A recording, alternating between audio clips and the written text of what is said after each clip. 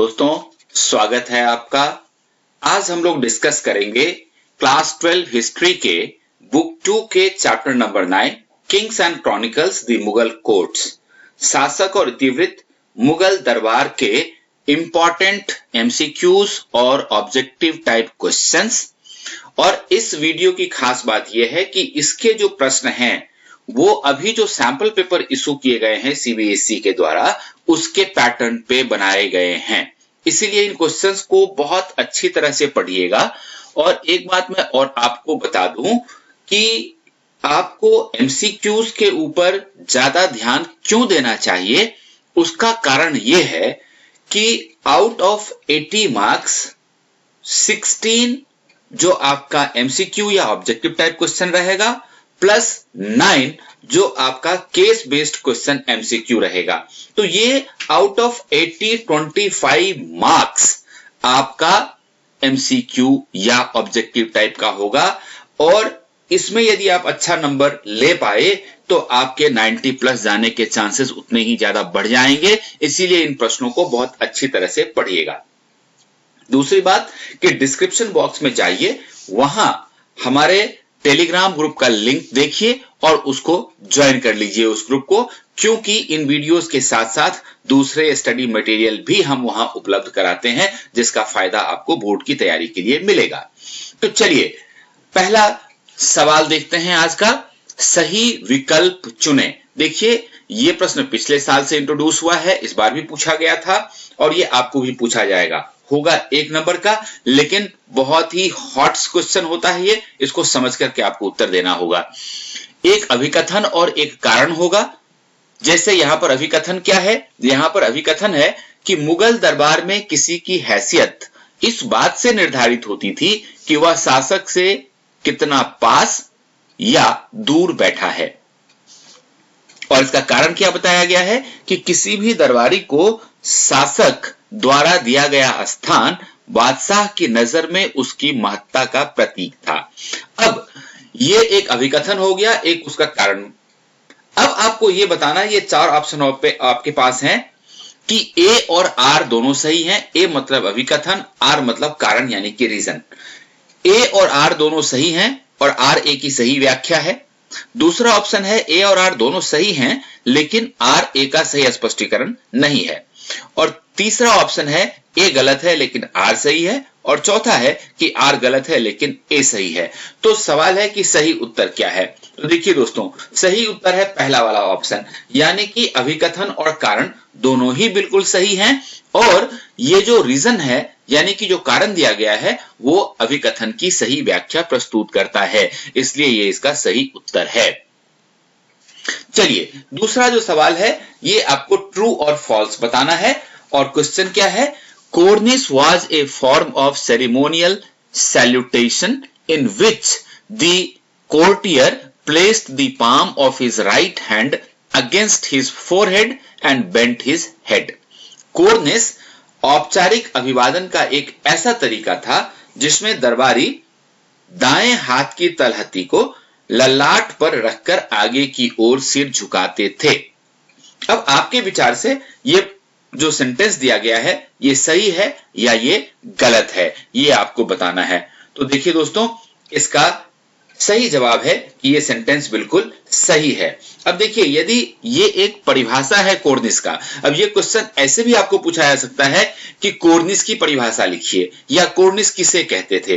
तो प्रश्न किसी भी तरह से पूछा जाए, यदि आपको ये सेंटेंस सही है ऐसा पता है तो आप उत्तर लिख पाएंगे। क्वेश्चन नंबर 3 देखते हैं।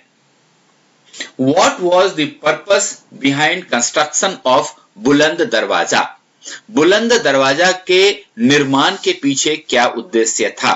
आपको पता है कि बुलंद दरवाजा जो फतेहपुर सीकरी में है इसे अकबर ने बनवाया था। तो क्यों बनवाया था अकबर ने, इसका क्या कारण था? देखिए ये इसका कारण था, to remind visitors Mughal victory over Gujarat. आगंतुकों को गुजरात पर मुगल विजय की याद दिलाने के लिए, यानी कि जब मुगल बादशाह ने गुजरात को जीता तो उन्होंने ये बुलंद दरवाजा फतेहपुर सीकरी में बनवाया ताकि लोगों को ये हमेशा याद रहे। क्वेश्चन नंबर 4 देखते हैं।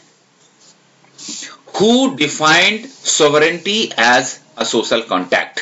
किसने संप्रभुता को एक सामाजिक अनुबंध के रूप में परिभाषित किया? उस व्यक्ति का नाम क्या था जो ये कहता था कि संप्रभुता एक सामाजिक अनुबंध के तौर तरीके से काम करता है? और इसका सही उत्तर है अबुल फजल। अबुल फजल कहता था कि राजा और प्रजा का जो संबंध है वो एक सामाजिक अनुबंध के आधार पर चलता है। अब आइए अगला सवाल देखते हैं जो कि एक फिल इन द ब्लैंक है, यानी कि खाली स्थान को भरना है। और प्रश्न क्या है? The historian Abul Fazl described dash as a magical art.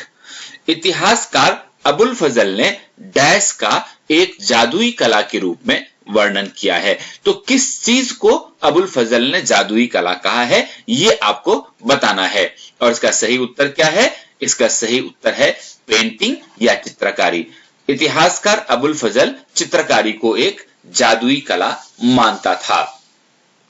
अगला सवाल देखते हैं। Whom did the Nawab of Awadh gift the illustrated बादशाहनामा in 1799? Awadh के नवाब ने 1799 में सचित्र बादशाहनामा किसे भेंट किया था? ये एक एमसीक्यू क्वेश्चन है और आपके पास ये 4 ऑप्शंस हैं, king George 2, king George 3, king George 4 या किंग जॉर्ज 5।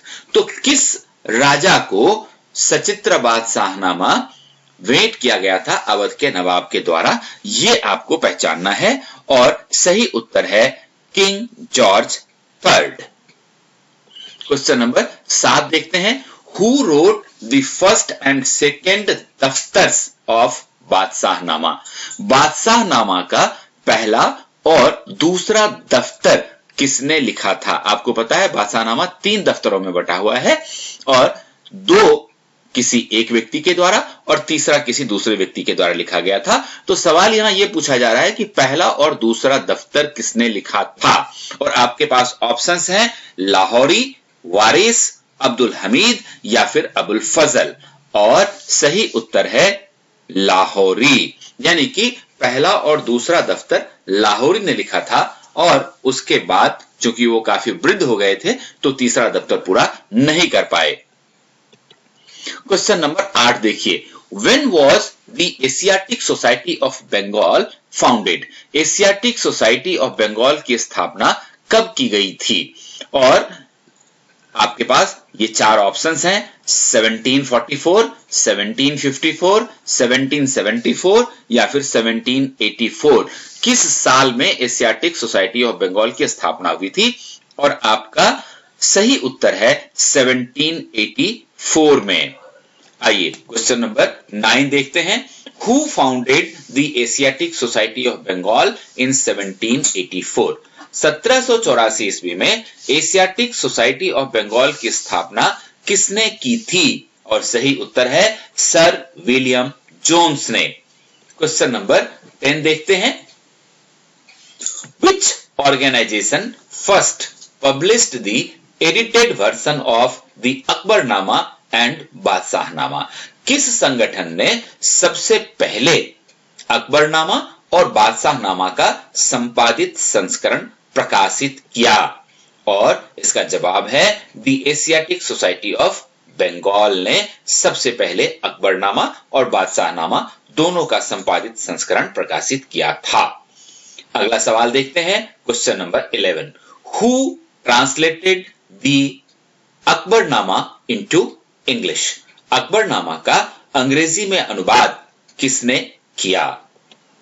तो सही उत्तर क्या है? Henry Beveridge. हेनरी बेवरिज एक अंग्रेज थे, उन्होंने अंग्रेजी भाषा में अकबरनामा का अनुवाद किया। अगला सवाल देखिए। Question number 12। Name the highest form of submission in the Mughal court? Mughal दरबार में आत्मनिवेदन के उच्चतम रूप का नाम बताइए। और उच्चतम रूप का नाम यानी कि सबसे टॉप मोस्ट जो आत्मनिवेदन का सबमिशन का तरीका था वो था सिजदा करना। Question number 13। Name the English envoy of whom visited India during the reign of Jahangir.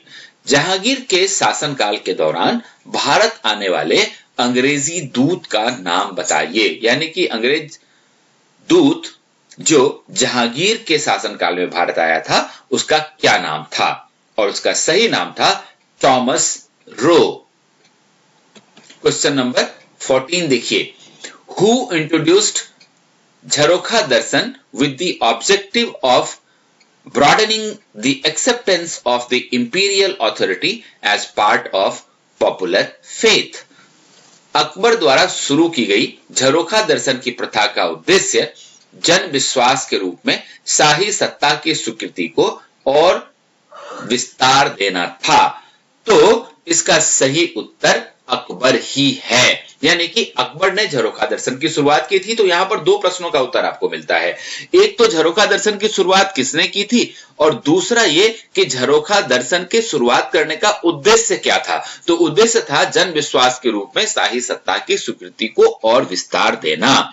तो एक प्रश्न अगर आप पढ़ते हैं तो दो प्रश्नों के उत्तर आपके तैयार होते हैं इस तरीके से। और अगला सवाल जो अंतिम सवाल भी है और नए सैंपल पेपर के हिसाब से ये क्वेश्चन है, उसको बड़ी ध्यान से देखिए। रीराइट दी सेंटेंस करेक्टली, यानी कि ये जो सेंटेंस आपके सामने है ये गलत है, इसको आपको सही करना है। और सेंटेंस क्या है, the emperor walk to the Diwan-e Khas to conduct the primary business of his government.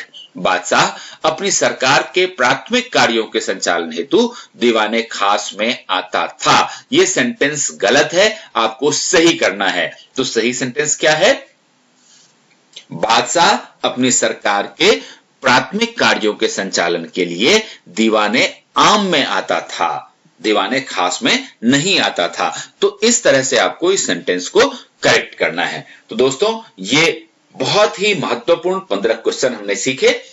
यदि आपने इस चैनल को सब्सक्राइब नहीं किया है तो कर लीजिए और अपने दोस्तों के साथ भी शेयर कर लीजिए। और चलते चलते यदि आपको ये पसंद आया तो एक लाइक बटन भी दबाते चलिए। धन्यवाद, ऑल द बेस्ट।